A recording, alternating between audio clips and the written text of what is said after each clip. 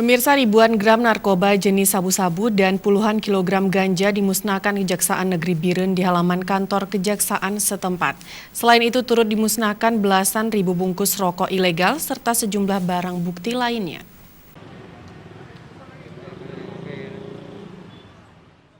Pemusnahan barang bukti narkoba jenis sabu-sabu dilakukan dengan cara dilarutkan dengan cairan khusus dan selanjutnya dituangkan ke dalam api.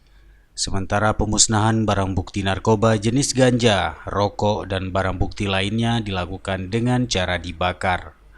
Tindakan ini dilakukan sesuai dengan putusan pengadilan yang telah berkekuatan hukum tetap.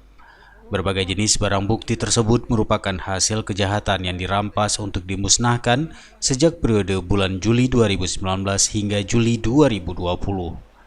Kepala Kejaksaan Negeri Biren Muhammad Junaidi mengatakan dengan pemusnahan barang bukti tersebut diharapkan dapat menyadarkan masyarakat untuk tidak melakukan perbuatan yang melanggar hukum dan aturan negara lainnya.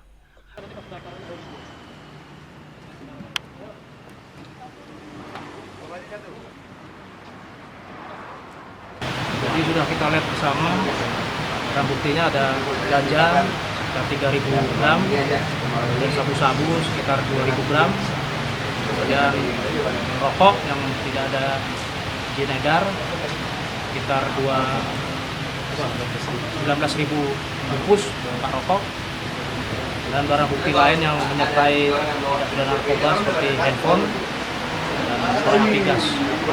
Ya, dengan pemusnahan barang bukti ini, seperti tadi sudah disampaikan oleh Pak Bupati, kita juga memberikan contoh kepada masyarakat karena agar masyarakat juga sadar bahwa tanamkanlah rasa benci kepada narkoba ini, karena kalau tidak ada rasa benci kepada narkoba, maka peredaran narkoba akan sulit dikendalikan atau sulit diberantas. Adapun barang bukti yang dimusnahkan masing-masing ganja seberat 39,5 kg dari 20 perkara, sabu-sabu seberat 2.494,25 gram dari 120 perkara, handphone 80 unit dari 104 perkara, timbangan digital 19 unit dari 14 perkara, dan rokok 19.000 bungkus dari 2 perkara. Dari Biren, tim Liputan Aceh TV melaporkan.